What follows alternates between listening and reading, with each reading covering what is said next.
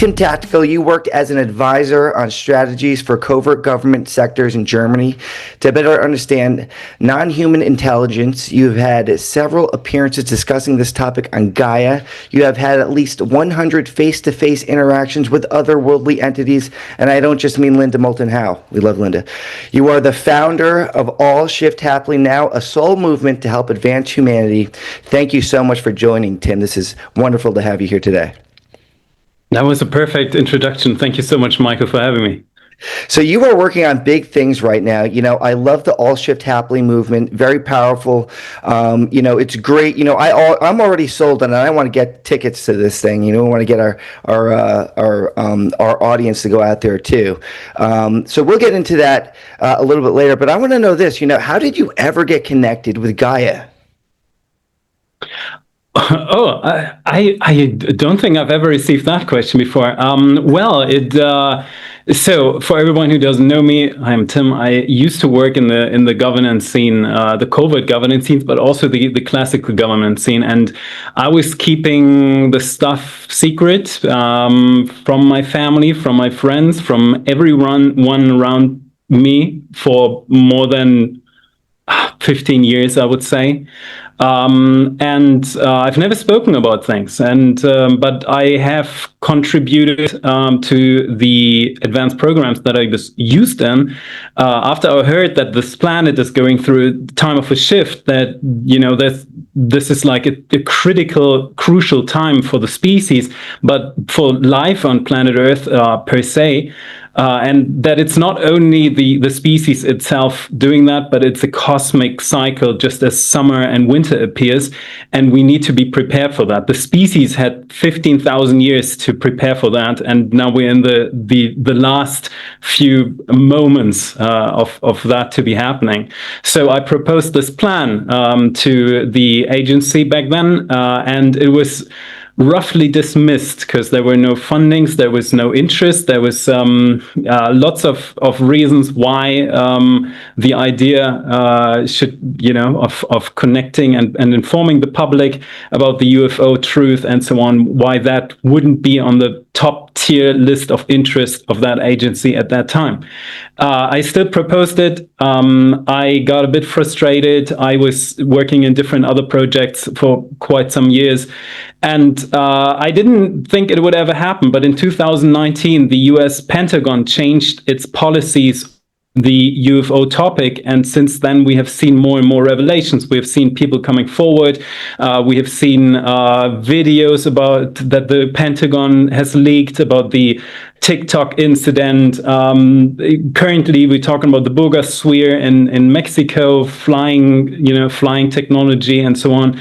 Lots and lots of insider, David Grush and so on. So the only network that I knew out of the programs, I've never been in ufology, I've never been in that type of sector or interested in that before.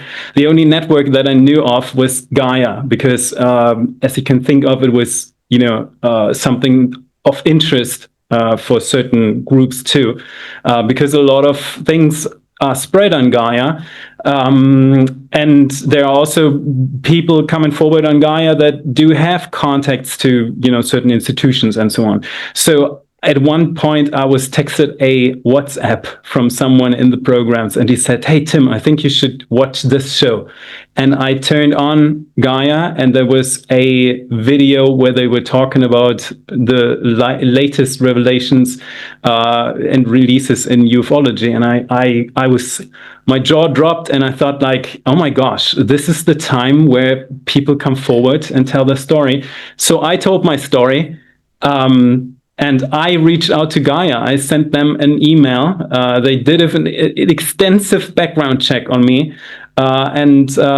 After some harsh finally, there was a huge amount of trust between each other. And then we made it happen. Yeah, because it's fantastic, because you are almost like the guy that everyone talks about on Gaia now. There's pretty much three people on it: Joe Dispenza, Bashar, and you. are pretty much the main, draws on this show. And your story is actually the most compelling because, there's a lot of things that you talk about that kind of tie in, and we'll go into your actual origins and the things that you went to. But there's a lot of things that kind of tie in with your knowledge, because when you talk about how you were in this covert governance sector in Germany, the first thing that we think about is why Germany? Of all the places that these extraterrestrials are going to go, do they just really love Bavarian pretzels? Why did they go why did they land in Germany? I mean, but there is history there, because there is, and I want you to shed light on some of this, conspiracy theory that we've held, in ufology. People know about this, is that in World War II, early on, they're saying that the German military at that time, we know who they are, had interactions with non-human intelligence. And this is the conspiracy, the lure that they were working on the Wunderweapon and the Die Glocke, and they were getting all this technology and working with aliens in Antarctica. How much evidence? It shed some light on this and what being from working there and having the background. How do you give us clarity on what is true and what is false about all that?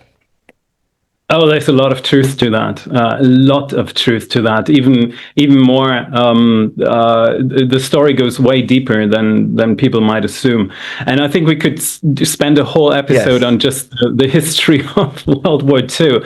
But to make it really quick, I'm trying my best to summarize 50 years of human history in like a few minutes. The Germans were leading in the 1910s, very early on, about quantum physics. The Newtonian way of thinking that everything is linear and so on was questioned back then. We do have, Planck and different other people who thought about the idea and figured out equations and proof that at the very base of the universe there is a infinite field of potential, an infinite field of energy, which was confusing because you can't do calculations, engineering with an infinite field of potential and energy. You need to start somewhere. And need to put a 0 or 1 to something. So ultimately, there was like the idea in the 1910s of like multiple things. First of all, there's amazing amounts of energy in very, very tiny space of the universe. How can we utilize that to our advantage? Which then, of course, was the next step of like, how do we keep that a secret to the rest of the world? And the second idea, which in the 1910s, Europe per se, but Germany very, very specifically, was very interested in the relationship of consciousness, of awareness with the other realms. They were not questioning that there were other realms. They figured out that the equations tell you there must be different other realities that currently humans were not aware of, and they're behind a veil of reality that people were receiving. So then again, the question came up, how can use that for our advantage? How can we connect maybe to these worlds and receive technology that will, be cutting edge and groundbreaking for their particular way of living? World War I came in. There's a lot of conspiracies why that happened. Then Germany was going through a very hard time. World War II happened, and Germans were very much interested in getting their hands on every type of technology. On top of that, before even the accident of the incident of Roswell in the United States in 1947 happened, in Europe there were crash sites. They found these things. Germany at that time in the 1930s, 40s, very interested. They did excursions to India, to Egypt, to the northern parts of Europe, just looking for what is that? How can we utilize all these things? Where is the idea of Atlantis coming from, and so on? and they figured it out, and they found crash sites in Europe that we do have, documents of. We do know that Mussolini, who was the Italian leader, found a UFO, and the Germans and the much better in engineering were investigating things. Germany was at that time the very first country in the world that had a special unit, S9, for all types of UFO and outer worldly content. They were using consciousness-related technology in order to figure out where to find the English and American submarines, way before the sonar was invented by the British, which was way more direct than using mediums and using these types of consciousness devices. But ultimately, there was so much investigation and so much technology and contact. I gotta be honest here with you, Michael. I've never seen 100% proof that Germany at that time was in direct contact with ET races. There are many indications that was the case. We do very much believe today that Germany was heavily influenced, at least by outside forces, as well good ones, as well as not so good ones that wanted to see more destruction on the planet.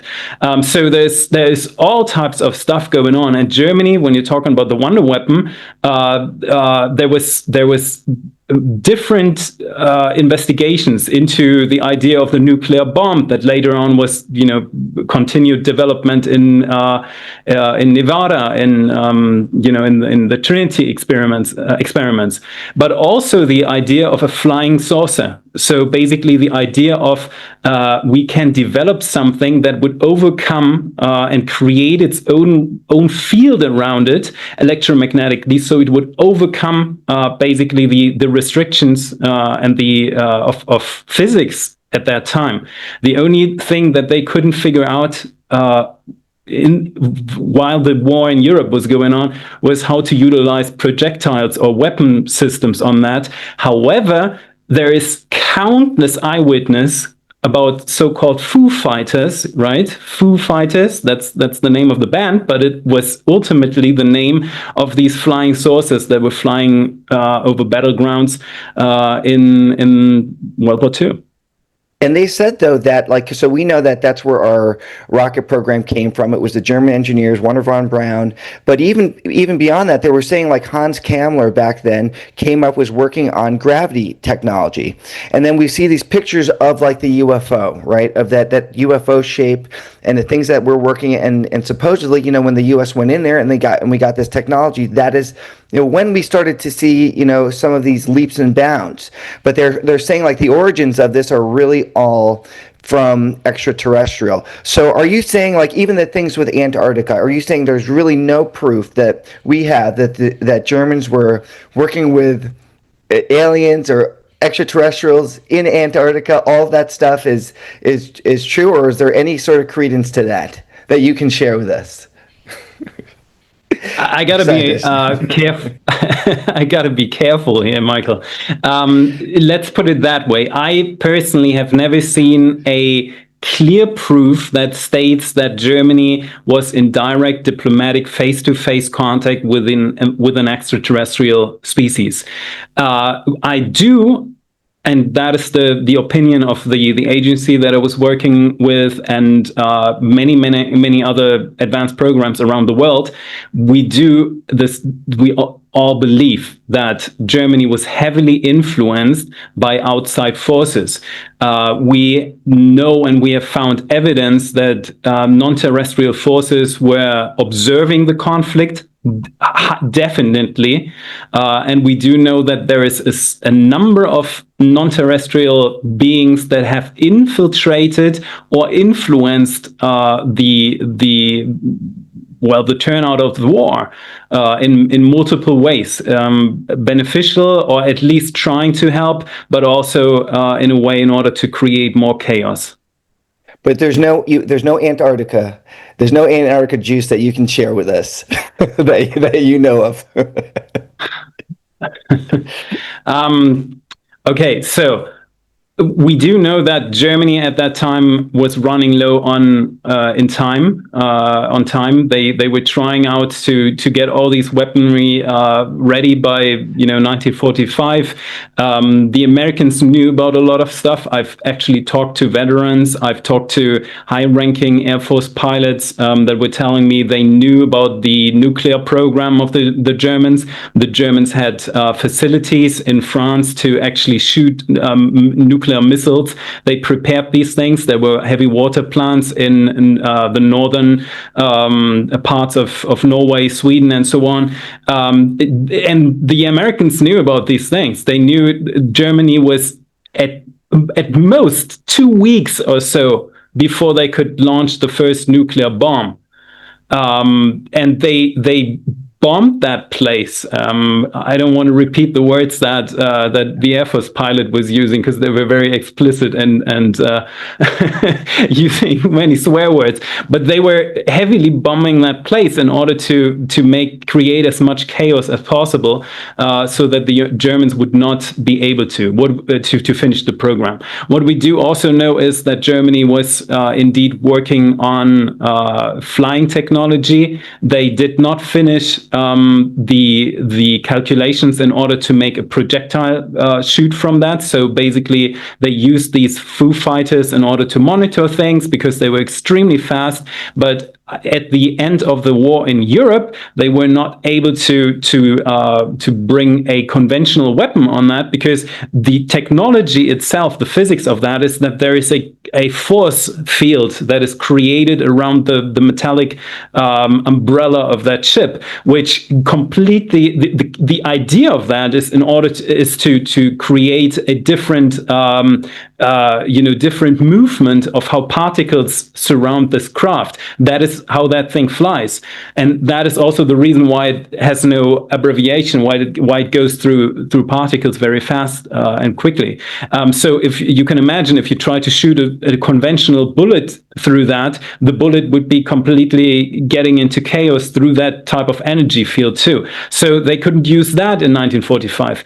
And we do also have a lot of evidence and proof that Germany was developing special types of submarines called U-boats that were able to dive deeper than any U-boat at that time, way deeper, and that they were heavily interested in Antarctica, that they figured out through the Antarctic missions that there are warm and very exotic entry points into Antarctica.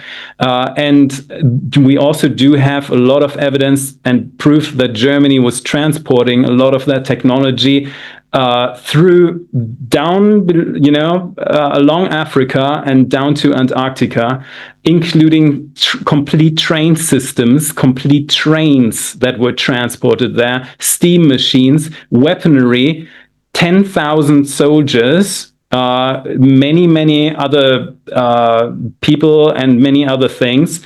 And also on one U-boat, the remaining or the half-finished nuclear bomb that then was discovered by a US-American destroyer, where they figured out and found the nuclear bomb that the United States then dropped over Japan, believing at that time in 45 still that this bomb was supposed to go to Japan so that the Japanese could finish it off, which they later realized that Germany had no idea and no interest in bringing the nuclear technology to Japan. They actually wanted to bring it down to Antarctica. So yes, that is what we can tell.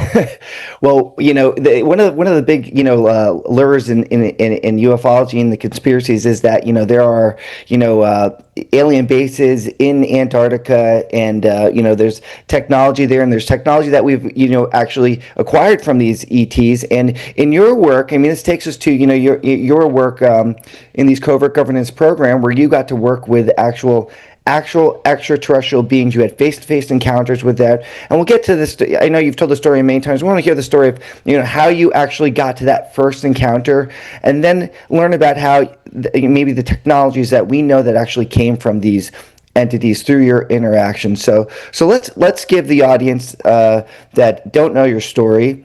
How did you get from handsome Tim, the best looking guy in the UFO space, to how did you get to working and actually meeting a face-to-face entity? I was very young at that. I was recruited at 18. I was still doing my two studies actually.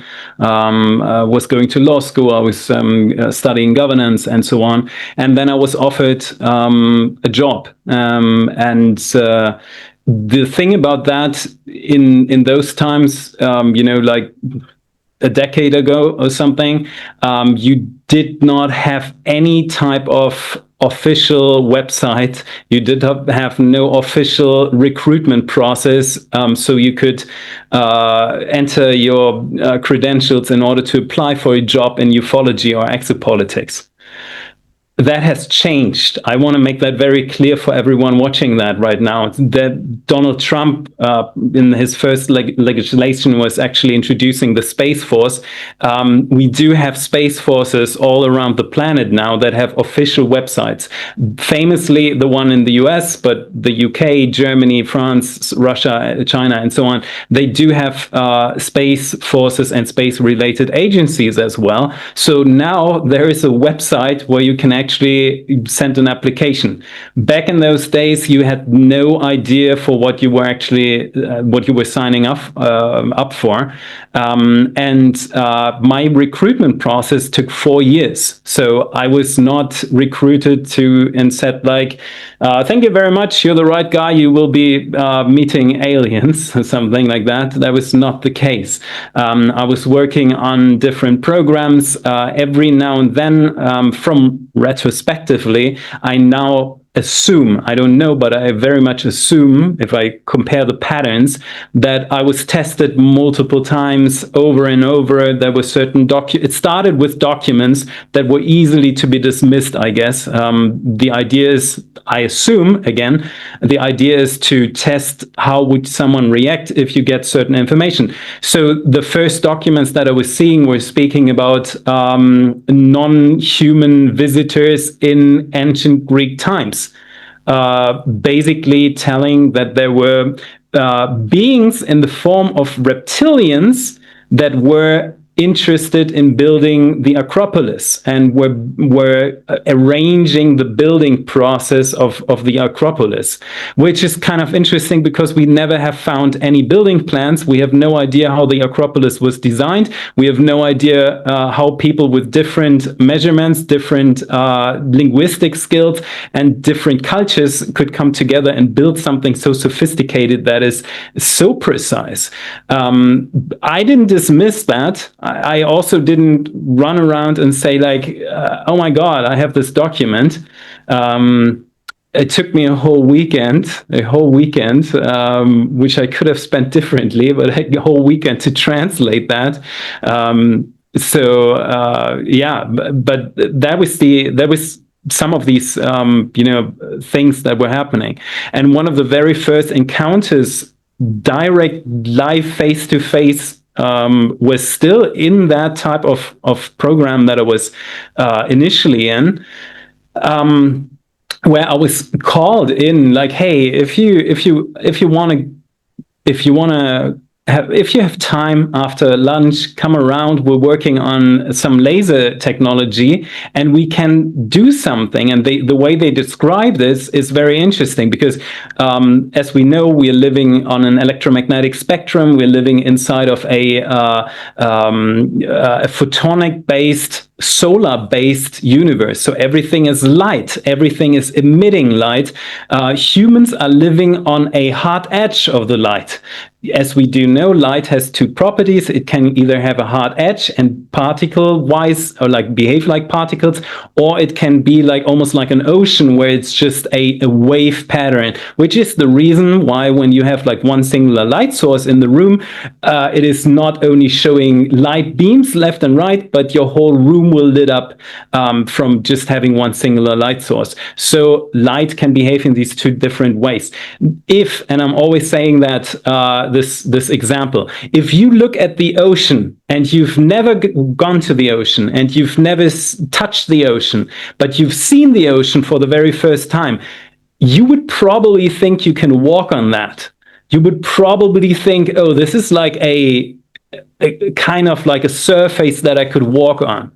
Little would you know that you can actually enter the ocean, and inside of the ocean is a marine life, a whole new world. I'm not going to sing the song, but a whole new world of different animals, exotic beings, to a degree that humanity in so many years, hundreds of years of being with, have barely touched 1% of what's actually going on there. So that is the same way that light behaves. We have the ability, and physics proves us that we can actually dive into the wave pattern of light.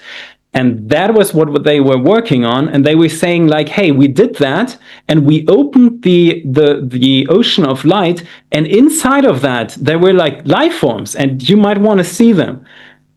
And I went there and I looked at that, and I saw in this interestingly optical sphere that they were shooting a laser in, and it was like or like optical lasers that they were using. They were basically opening like a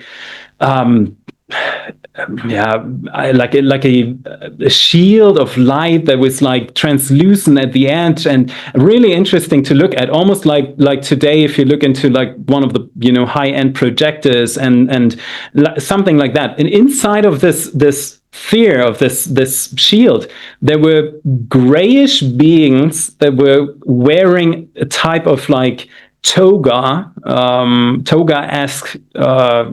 fabric, and they were like kind of like wobbling inside of this ocean, just as much as if you put like a glass window to water, you can see fish suddenly.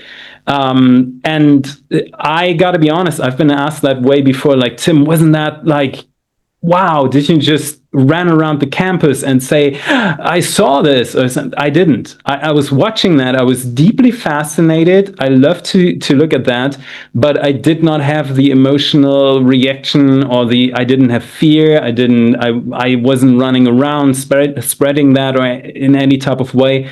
So long story short, after some time, I received a second job invitation, which took me into... Let me pause you right there and ask about the light beings, because now when you're looking at these things, and okay, so how big was it? If you had to put a size on what you were looking at, was it like in a microscope kind of size, or was it like you're looking at the size of like a window? Yeah. So you're basically looking at the size of a window in a round circle, almost flat in surface, but depth. So if you can think about it. So they're looking like a hologram kind of floating there, kind of like if you were looking at like maybe a window was not cleaned and the light's hitting at it differently and the light's bouncing off, but you could actually see images of actual beings there. Were these beings able to see you, interact back with you? I don't know that. Again, I was just the bystander. What I have been told is that they were not actually wobbling around in their dimension. That is due to the physics of how the technology worked. And I was also told that they assumed, and from looking at them, I would even tell that was true, that they're actually quite large in size. So I don't know if you can bring that down to the physics that we have on this hard edge of light, but probably bigger than the average human size. But they were composed to almost like a foot size of diameter, I would say. But looking bipedal, looking like a human, 2 arms, 2 legs sort of being with a head. Like you could see that this was an actual humanoid type figure in there. Yeah, I guess the word humanoid is better to describe that, because it was nothing. You would not look, at them and say, "Oh, this is clearly a human." But it did, or they did have they did have arms, very slender, very long. They did have a different type of very bulky head form, grayish in color. And one of the reasons why I was, introduced to that specific experiment was because they were showing a symbol that was engraved on their togas, or on their white fabric that they were wearing, which was the red Templar cross. And at that time, I was, investigating, looking a lot into, or in a project, I was looking into Templar related information, and so on and so on. So that was kind of like the bridge to, hey, Tim, you are an expert on the Templars. Why wouldn't you come in? We have something super interesting, and maybe you can tell us something about that. So later on, I was, told much more about that specific species, and I got more information about them, learning that they, have certain influences on the Templar groups in the history, and also learning, which I found very interesting, is that they, as a species, are very engaged in the process of the afterlife. So there are certain species in the universe that have taken on services, not because they are obliged to do so, but because there is an inherent feeling in their, almost their instincts, or in their heart space, however you want to call it, that calls them into certain services. These beings are very interested, because the universe is just one being. We got to remind us all of that. There's only universus, one facing itself. There's only one organism. And because the universe has not installed death as something horrible, death is something that would get us from one point to another point, almost like an elevator or something, because in a one-point field, death is like the exit option. However, through the history of man and humanity, and different negative influences on humanity and so on, the idea of death has become something very tragic, which would cause trauma in the overall structure of the universe. So there are species that are offering a service where they come in and they help beings transition into different other forms of life, calming them, giving them illusions, which I learned, there was an afterlife program in the advanced programs that I was working on that I did not know at the time when I was looking at them, but later on I learned that, because of course advanced programs are interested to know as much as possible about dying and death, and the possibility to overcome that too. So these beings would come in if your soul is okay with that, if you are taking on that offer, in order to create certain typical afterlife scenarios where people are gathering in a beautiful park, where there's different other souls, where you meet your grandma Annie, and she's offering you cookies, and so on. And I even learned later on a different podcast, I was telling the story, and he was saying, Tim, I can't believe that. Like last week, I had a doctor on my podcast for a children's hospital, and he was telling that all the children reportedly are drawing drawings of gray beings, slender, big gray beings that they see weeks before they die. So, and he was telling that story on the podcast, and I could confirm that this is a species that is very, very benevolent and very much engaged in the afterlife process of humans that are ready for that. So it sounds like that these are, another sort of creature that's almost doing a role like how like a bee pollinates a flower. It knows to do that. This is part of the job of nature, and this is just another level of of nature and the universe that will help guide, a living creature and do something else. That's why they're compelled to do that. We don't know what we're compelled to do yet, but maybe you'll help us with that. But it's so interesting that they found these things, and then that gets into, I like that you're talking about the concept of the soul, and in the one universe that we actually all live in, because now, when they're doing the studies on like the soul, how do you know that these things, first, how do you know that humans have a soul? So there's studies on this, right? And there's also, conspiracy, another one. I don't know if you're familiar with John Lear, but he's one of the he's a ufologist from working with from the 80s and the Bob Lazar days, and his dad started the Learjet, and he would say in their interactions with the gray aliens that they said that humans are just containers for souls, and it was kind of just like kind of a scary thing that he said. But now you're talking about how there's other entities that also help the human soul out. So what do we know about the soul? What have you learned, and confirmation that it does exist and its role? Well, first of all, I got to say I'm not so much into ufology. I know it sounds crazy, but I was actually kind of surprised that there is lots of quite accurate information out there too.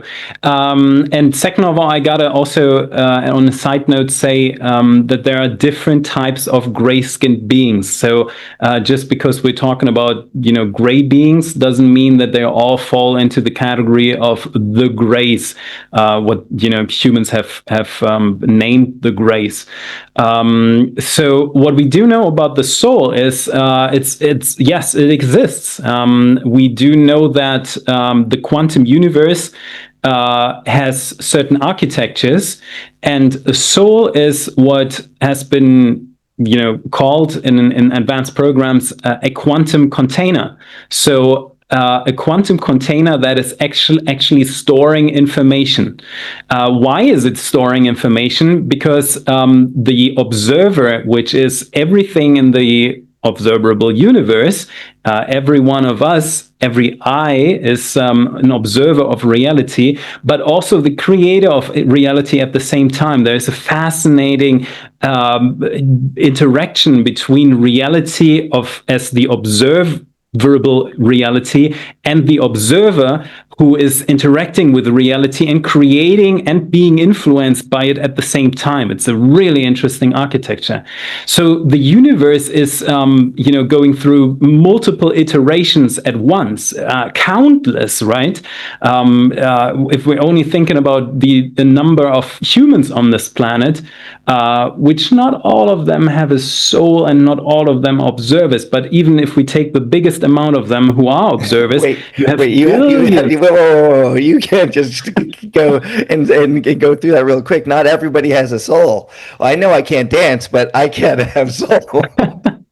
I believe it. How do we know that not everybody has a soul? Okay, I gotta continue and have to explain what the soul is first, but I'm coming back to that question, I promise.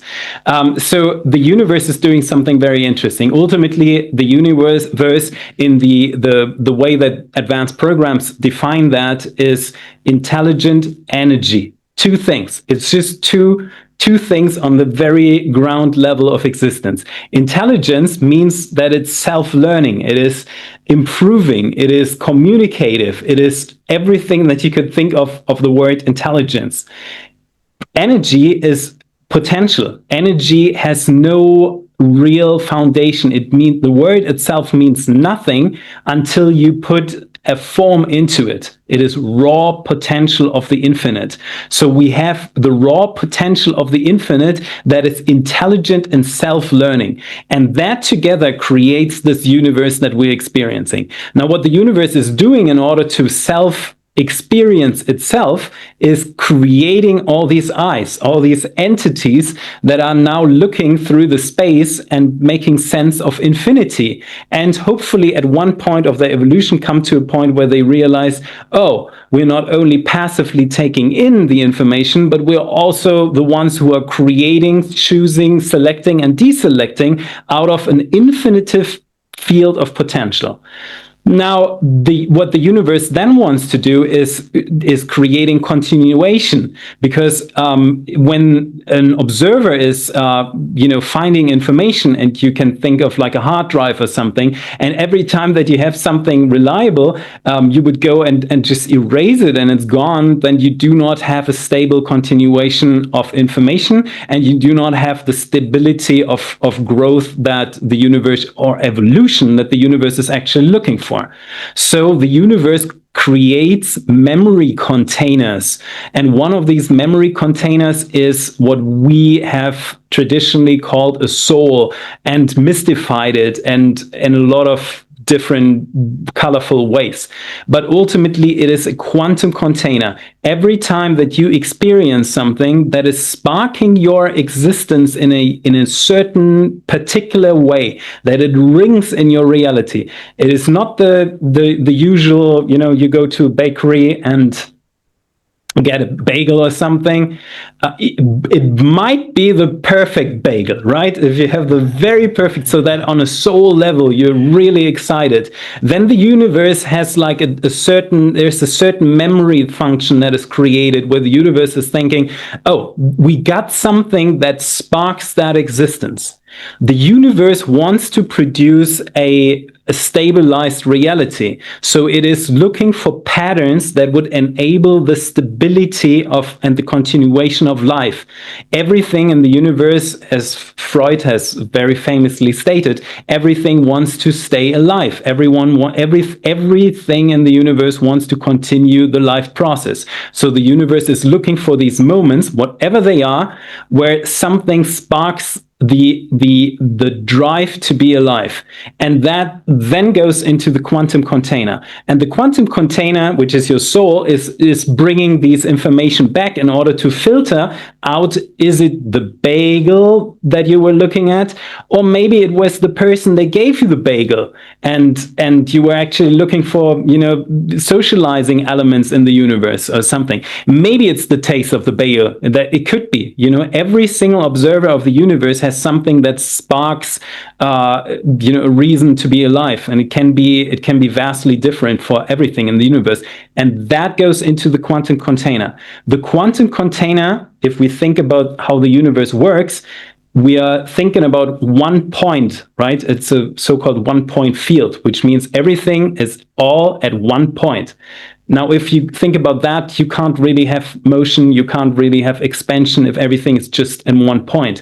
So what the universe is then creating is a very interesting trick and a very interesting architecture of layering stuff over each other in frequential waves, almost like a radio receiver. If you wanna take that into account, you can basically tune in and tune out on certain ways of life environments.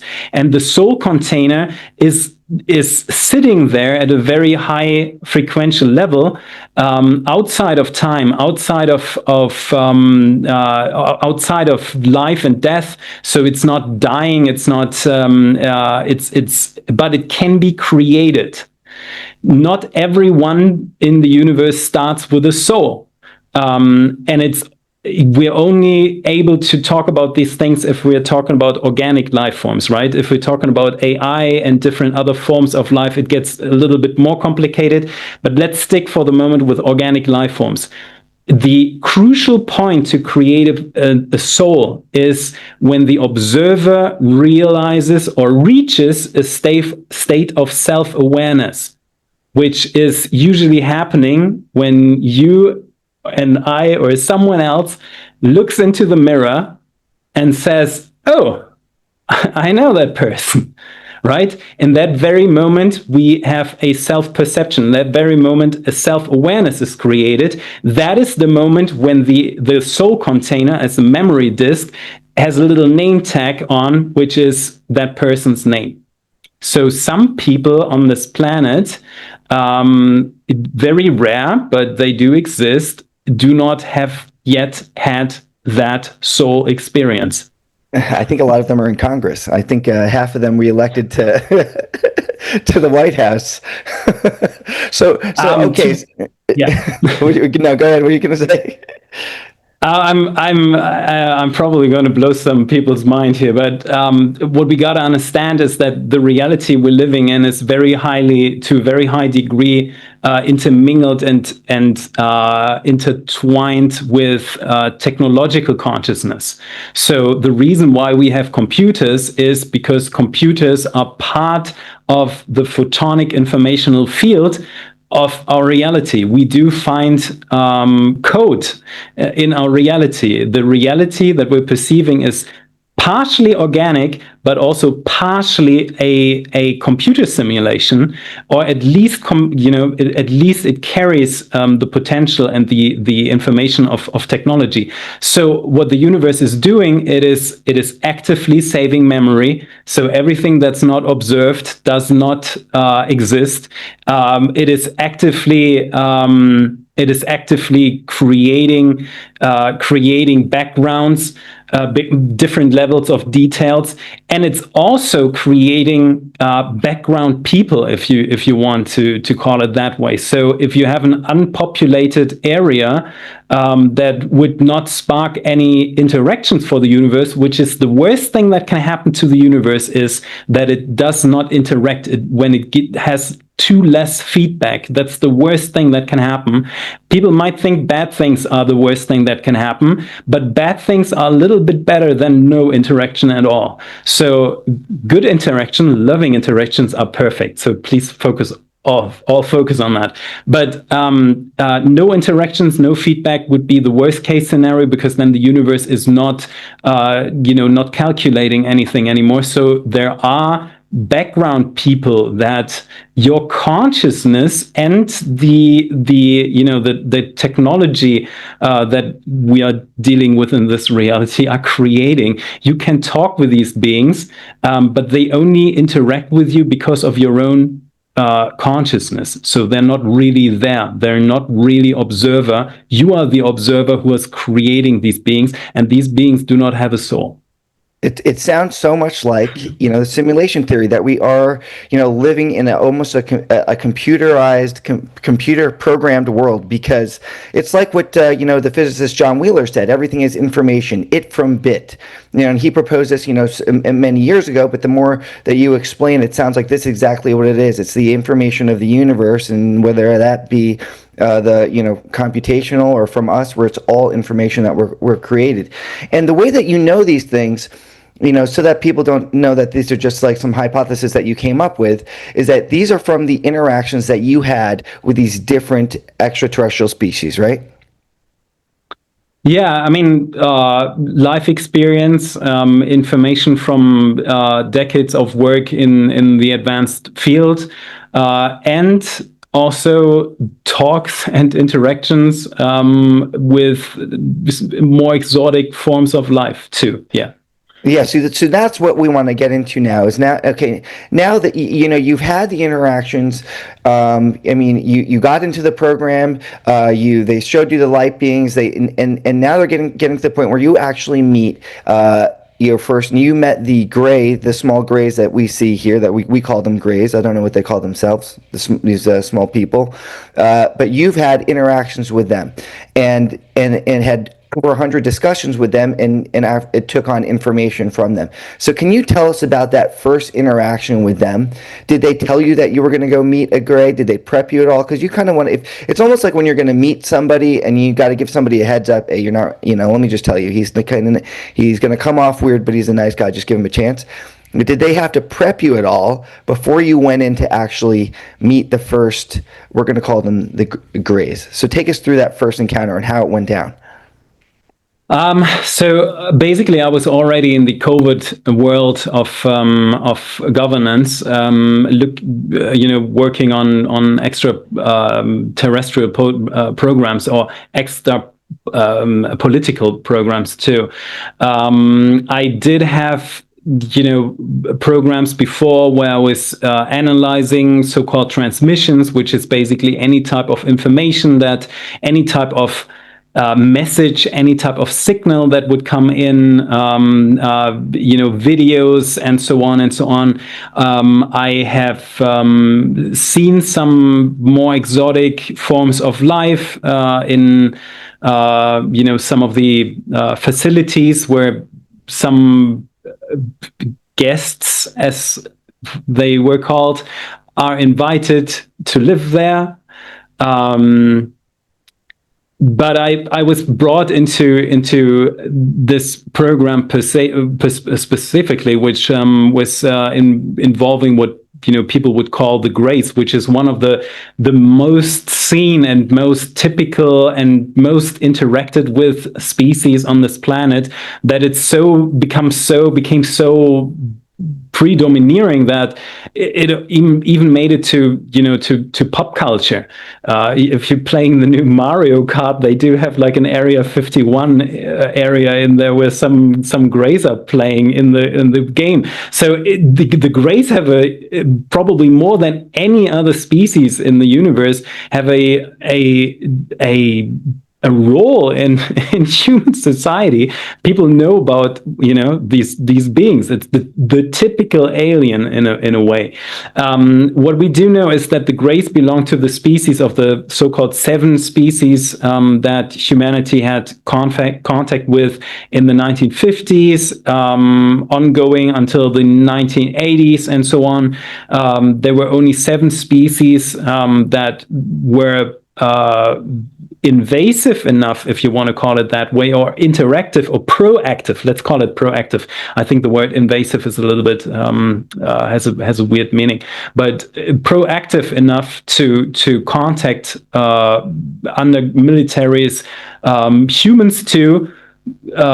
We have a lot of eyewitnesses and accounts of Grey meetings and so on. Humans were very fast at that time to signing contacts with them, because all that they were seeing is like, oh, they have nice technology, we want that nice technology, and if we don't sign that contract, someone else on the planet probably signs that contract, and the nice technology goes in their hands. So humans over probably 40 years have blindly, if you want to call it that way, signed contracts with the Greys and received a lot of technology that never had made it to the public eyes so far. And at one point, the question was like, what actually have they signed for? So that was like mostly my mission, to investigate and to talk with them and to figure out in these meetings what have humanity signed up for with them, especially because more and more interactions showed that the Greys have a very particular interest in certain things. So that was basically the briefing that I got. I do have to very much criticize that the emotional depth of and impact of these meetings, what that actually means to your nervous system, typical a nervous system per se, what that means to the psyche, what that means to the psychology, and also to your own world view, that was not part of the preparations at all. I did go through, like, what are the protocols? They're very explicit protocols that sometimes make sense, sometimes in my eyes don't make sense. Something that makes sense is, for example, when you go into a meeting with a different species, you do not know what triggers them. When you encounter a dog, you do not just rush into the dog and just do something crazy. Or when you encounter a horse, you don't touch the horse butt or something, because it would trigger the horse into a reaction that might hurt you. So some of the preparations that were very intense ahead of these meetings were how to sit there, how to, be very neutral, how to look at something, don't look in the eyes, and don't move, don't make a sudden movement, and so on. And these types of things. Some things don't really make sense, like wearing a suit, for example, was always part of the protocol, which I later on questioned very much, because I very much believe that even if I was wearing a bear costume, the Greys would have made no difference at all, because they would not care. They would not care. But it was a big deal to always wear a suit, because it means respect. Now I'm wearing the suit in order to respect the community and everyone here, which feels much better, to be honest. That's good. But on the emotional level, I got to say that there was not enough preparation for what would happen then. So what was it? So you went in, and then what was the first interaction? Because they say that these things, because now I want to ask about, the psionic ability, because they say that these things communicate telepathically. So was that what happened? Did you sit down and all of a sudden they're going into your mind and you're going into their mind? And how did the communication start? Especially not all of the sudden, because the protocols there is a certain build-up. It takes weeks and weeks before anything happens inside of these containers. So what people got to understand is that underground facilities, there are containers. These containers have a lot of technology in there. Lots of reasons why the actual meeting is taking place in that container. Think about the demilitarized zone in North Korea, South Korea, where in the middle of that border, there is a container, a meeting room where two people can meet, in order to talk. That is the type of container that you would think of, but now think about super technology that is part of that. Lots of monitoring, and so on and so on. A psionically, which is using psychic waves in order to make contact or communicate with each other, this type of communication would not leave any monitorable output. So whoever is monitoring the conversation would not be able to actually track down what's going on. It also opposes a huge impact on the nervous system too, because these waves are quite strong and can be very challenging for the nervous system, for the brain, for the psychology of people, and so on. So to your question, no, there was no psychic contact, especially not in the first month. Maybe first half year or so. The first weeks was basically going inside of this container. There was a little desk, there was a chair, a stool, and there was also what I would now call an iPad, but if you think about that, it was a few years before the iPad even came out, but a little tablet that would have two types of two displays. One display on top that would have like the gray language, and a German translation on the bottom that would then be the contact device. It would carry, and it would basically be connected to the consciousness of the gray being, and they would feed the tablet with their language and would translate it pretty well, actually. Only very few moments when I had to giggle or so, which was always like the nicer part of the job, when something would be translated in a funny way. But ultimately, and I want to make that very clear to people to understand that, it is very, very stressful for the nervous system to be in the proximity of a non-terrestrial being, of an alien, if you want to call it that way, because we all do emit certain frequencies. We do have certain waves, certain fields around us, magnetic fields. We do have informational fields around us. We have psychic fields around us. Humans are like every type of organic being is like a little power plant of transmitting waves. And there are wave patterns that we are used to, and there are wave patterns that are very alien. So the body, and I want to make that very clear to anyone, is your body probably freaks out, like to a degree that you can't even, without anything happening. So the first month or so, I would just sit down. The being would be even in the dark a little bit.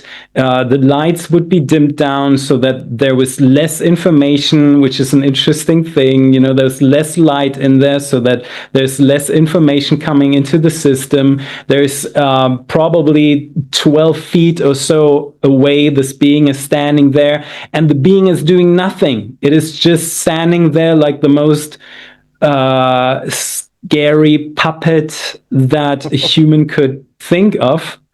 And it's just standing there. And you're not doing anything either. Nothing bad is happening, which is something that even contactees, a lot of contactees have experienced similar levels and degrees of anxiety.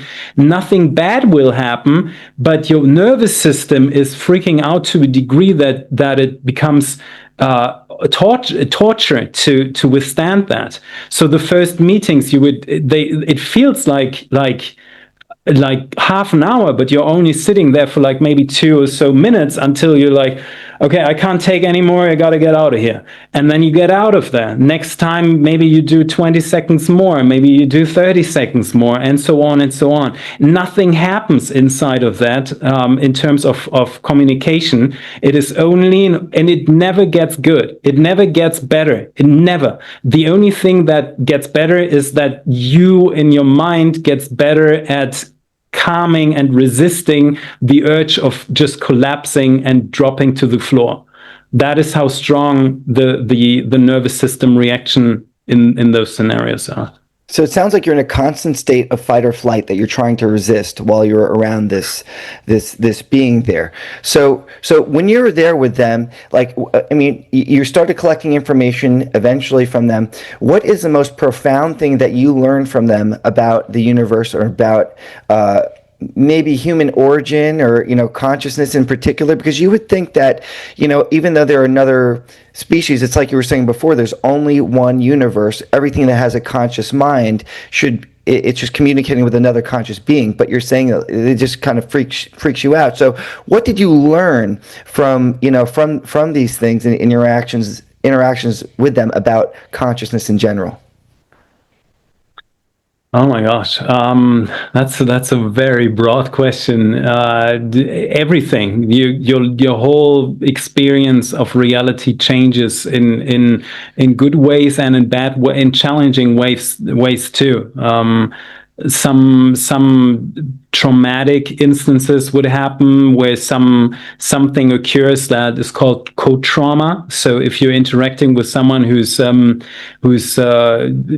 troubled in a certain way, then that can be something that, you know, you would experience too, which the Greys, you know, because of their expansive, extended, you know, duration of existence, they have encountered a lot of challenging situations in the universe, and that can be a lot to take in. So, but there's also there's amazing information that one would encounter, which is historical facts, the way that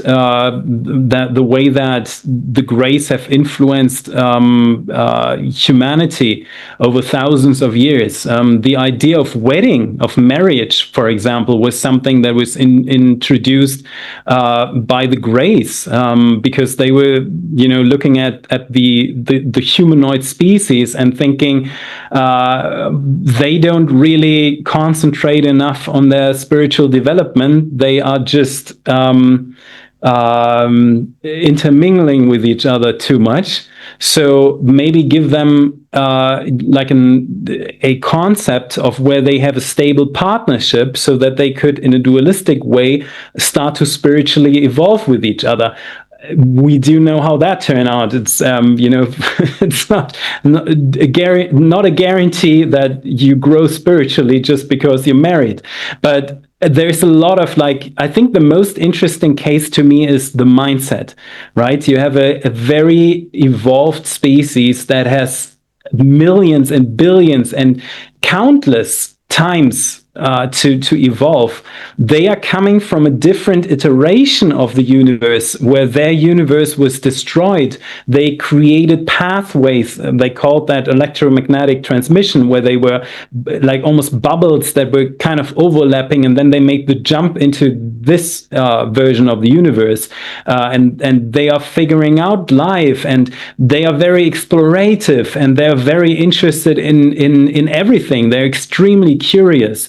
They're also very dominating in a psychic way, and very interested in growing rapidly. They're extremely interested in learning, and to degrees that humanity looks like a freaking rock compared, like a marble compared to their society. So there is so much, almost like at times, sometimes I found them like almost like the most sophisticated, interesting kids. Sometimes, like they had moments where I felt like something childlike in their curiosity, and sometimes even though they don't have feminine, they don't have classical gender roles, they don't they don't go classic ways in order to duplicate, but there was still like sometimes an essence of like something more feminine or something more masculine that was showing through these beings, and I think that was very interesting to me.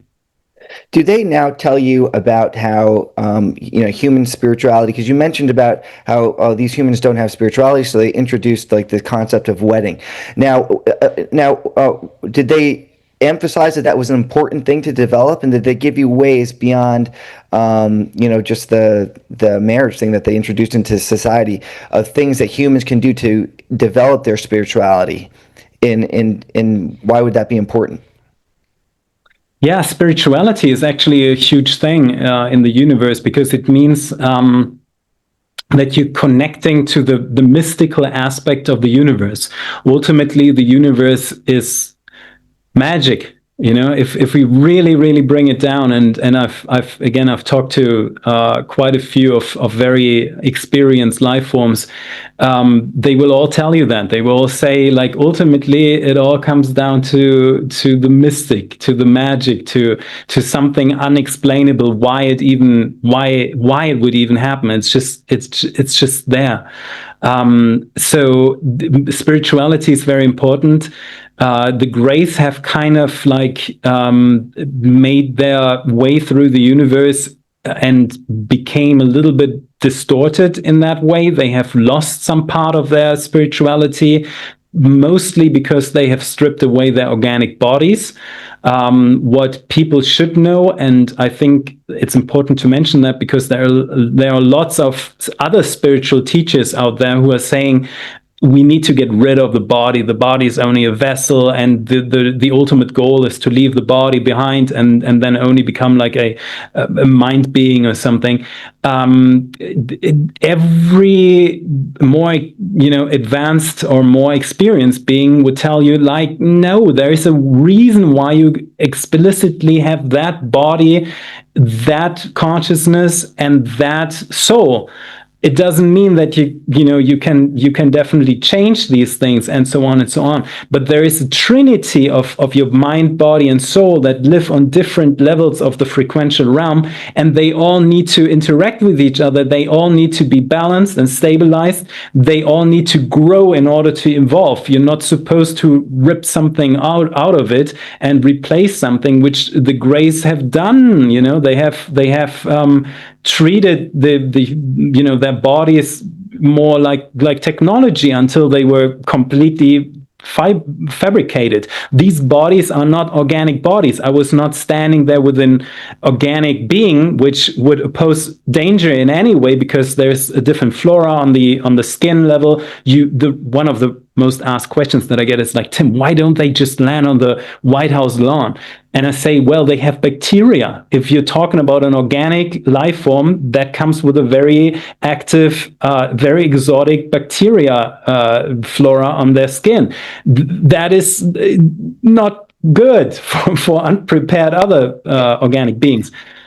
And the Virginia incident, if people are familiar with the Virginia incident that happened in Brazil, there was actually a great documentary done about it. But somebody actually, touched one of the police officers, captured one, and one of the, and I don't know if you're familiar with that incident, but it's where they actually captured a being, and they held it, and it was back in the 90s, and the person that touched it had to go to the hospital and had a bacteria that they couldn't cure with antibiotics, and they had to end up burning down the hospital. They had to smell sulfur in there, and the bacteria was so foreign that it killed the actual person that came in contact with it. So that's just apropos to what you were saying with the they can't come here, the bacteria.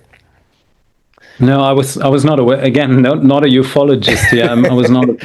Which is good. It's good because it shows that everything you're saying is coming from someone that has like the true interaction. You don't know of these the stories and the lore that we've all heard of for all this time. So I want to ask you this too, because I know there's many levels, and we don't have a lot of time of different beings that you have met with in higher forms. I mean, we're going into now thinking that these gray beings aren't as they weren't perfect because they got rid of their bodies. They kind of killed a portion of their spirituality, which is very important for humans to want to kind of connect with, because there are different. We are going through another level of change in the universe right now, right? We're entering into another paradigm.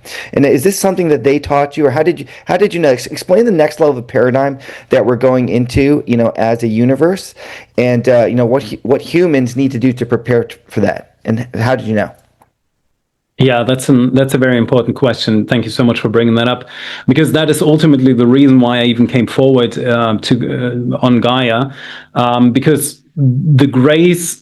Depending on the species, I had two major, large projects where I was interacting face to face with so-called exotic beings or exotic life forms. One of them was the grays. The other one was what they call B6, being 6, life form 6. I translated that into English as being 6 because it has much more to do with the state of how we are. And it's a so-called interfrequential life form. It's a collective. It contains 99.99999% of everything in our version of the universe. So it's a very, very large collective of intelligence, of consciousness that I was able to interact with. And depending on how you talk to them, there's different interpretations of what's going on, different perspectives, even different levels of alertness too. The grays are not too far away from the way that humans interact. There's a so-called horizontal line of life forms, and there's a vertical line of life forms. So the grays, even though they have so much time, they are still quite interacting with the reality realm that we are perceiving. They were very alarmistic in a way about what is going on. They were saying, your species should have known there are certain seasons. Everything goes through cycles in the universe. We have day and night time, we have different seasons and so on. And if you expand that on a much wider level that contains the solar system, the solar system is not static either. People might think that. People might have the idea, oh yeah, I mean, since Copernicus and other people, we do know that the planet is traversing around the sun. We do know that. So we now know that the planet is crazily driving through the solar system. But what most people think is, oh, the sun just sits there. The sun doesn't move, but that's not true. The sun is moving too, and it pulls it pulls all the planets with it. So what's happening, and what they were telling us, is there are solar system seasons too that take much longer. If you're quite new on this planet, after one day there is nighttime, there is daytime. When you're here for a year, there's sometimes this cold time.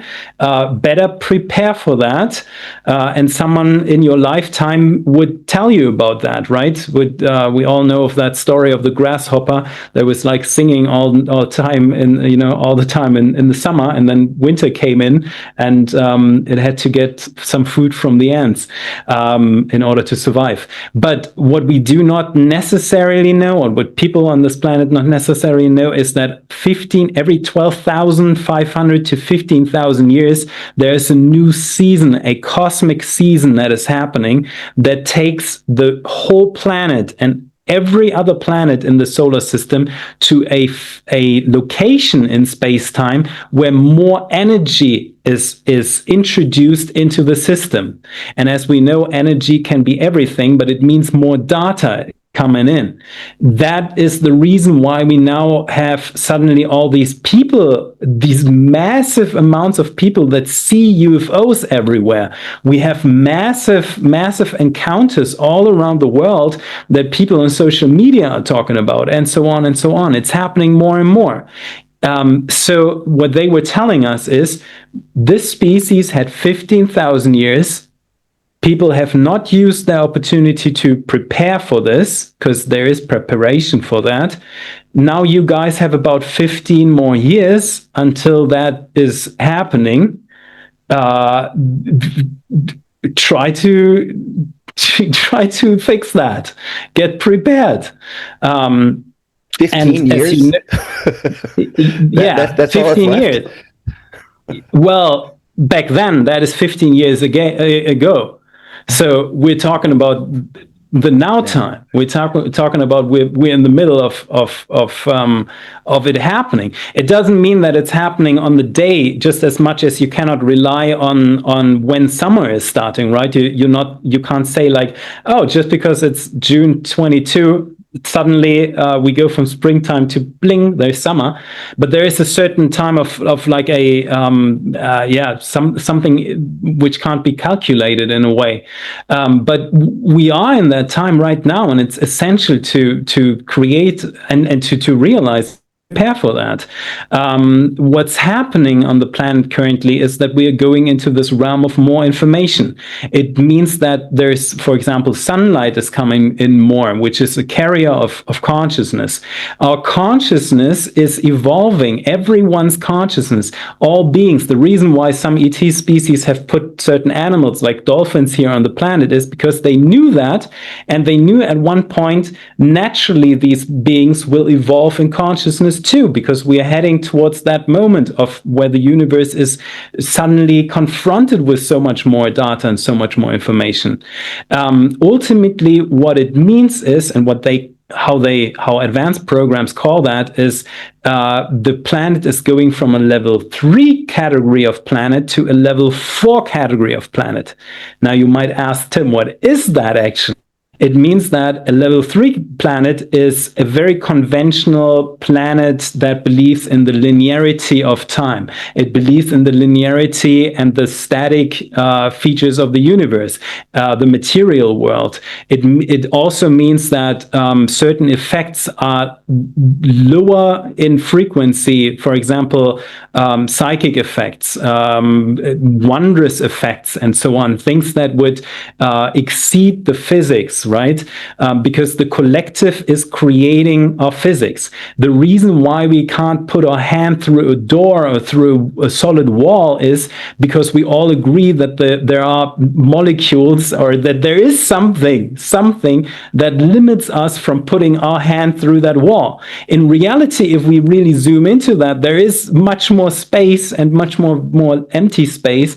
We could. There's nothing in physics that prevents us from actually going through a wall. The only reason why that is because we collectively agree upon that reality, and that solidifies that type of reality. But we're now entering a phase in level 4 quantum reality, planetary reality, where the quantum universe becomes our dominating reality paradigm.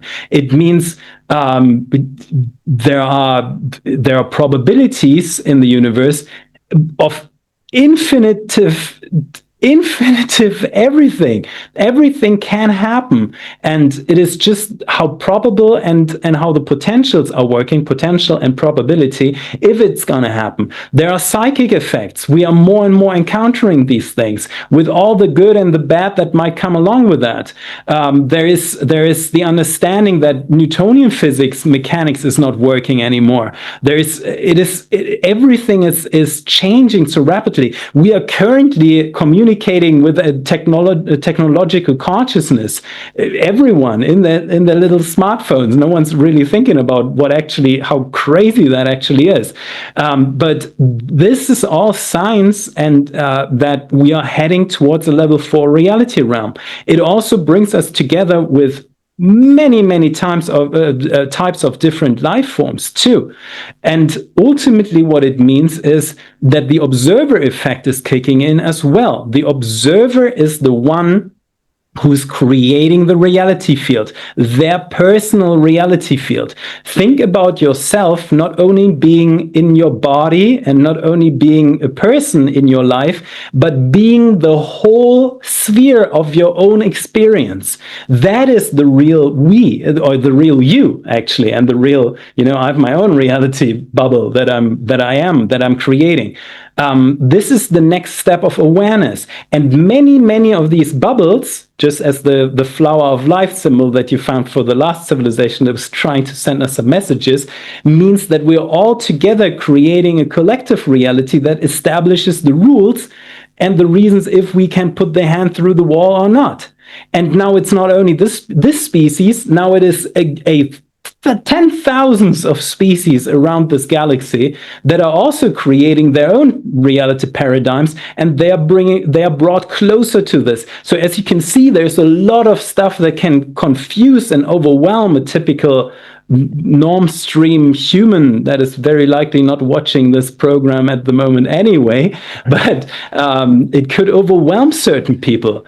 And that can have drastic effects, not only on their realities, but there is something called a quantum implosion, like someone who would encounter something that would break the rules of their solidified reality in such a way that their consciousness just can't handle that anymore. Their reality would just plop, just be destroyed. So there is a lot of craziness potentially going on, and these other species are interested to see that being handled on the planet so that they also have a very nice life. Now, how can we prepare for this? Now, for consciousness, for humanity to get ready for this next change in the next level of our reality here and of consciousness, how can we do that? Thank you so much for bringing that up. That's an amazing question. And when I came forward to Gaia, with Gaia, I did not fully expect. I didn't even, wouldn't even care how these things developed. We now created a huge community. It's a worldwide movement. It's an amazing thing. But when I came forward, I said, there's one thing that everyone can do, and it only takes probably 40 seconds, maybe a minute or so, and you should do it before bedtime. And it's just sitting there, just coming to a calm spot, realizing that you yourself are the reality field, that the bubble of reality that you are creating. Everything you're perceiving is the reality that particular observer is living in. And then make a conscious decision, impregnate your reality field. And you can do that with your vocal cords. You can say that. And the mantra that I gave to people at that time was Earth shift happily now. Now it evolved into all shift happily now, because we're all in this together anyway. So just sitting there knowing I am taking a decision for my timeline. I'm taking a decision for my reality to all shift happily now. And happiness can be everything that you can think of. It is very different. I've seen very different definitions of happiness. But to me, I very, very much believe in that everyone has their point of where they feel bliss, where they feel the divine happiness of being alive, of having the opportunity to explore this wonderful, all amazing universe. And that can be something that everyone can do, and it only takes 1 minute. If someone really wants to go deep into that and really wants to, expand their own life and even create realities where other beings, can take, almost like charge up their batteries, which is something that I am building, with so many people in the All Shift Happily Now community. If you really want to, there's ways to learn. There's techniques to learn. There's also technology. We don't have access to that right now because of the history of the planet, but techniques exist. There's ways to connect your emotional field. There's ways to use the wave patterns that your psychic waves are creating. You can do something for yourself. That is just 1 minute. All shift happily now, and then take that as a decision. But you can do something for all your loved ones. You can do something for your kids, for your family, for friends, and even for very remote species. When you create and become an active creator in your reality field. I love that. And it is a community thing too, because, everyone has to have a practice of mindfulness. And when you have inner peace, it is a meditation thing. I do transcendental meditation, and it affects other people. That's why group meditation is a thing. And it's more powerful when people are doing it once. So it's a beautiful movement that you have going there. That's fantastic. We're going to link that to Tim. Thank you so much for joining today. Is there anywhere else you want to send people to? We're going to link out to the All Shift Happily Now site. Is there anywhere else you want to send people to? Yeah, I would love to. Two things. First of all, I'm doing contact events where I'm receiving applications of people. I scan them. It takes way too long for me to do that, but it's very important for me to find groups of people. I train them into the diplomatic realm. I train them how to be prepared and what the protocols are. And we've made at least in transmissions, text-wise, we have made contact with various different species. There's also some documentary on my YouTube channel very soon, probably not yet, maybe when this interview comes out, at Tim Tactical. I would invite everyone, just send me a message and I will scan that too. Everything for that is on www.allshifthappily.com and Tim Tactics on Instagram. Give me a follow. That's fantastic. So, thank you so much, Tim. This was always a pleasure to hear you talk. Really opened our eyes to a lot of things today. So fantastic. Thank you so much for doing this today. Thank you so much for what you do and for spreading the information with the world too.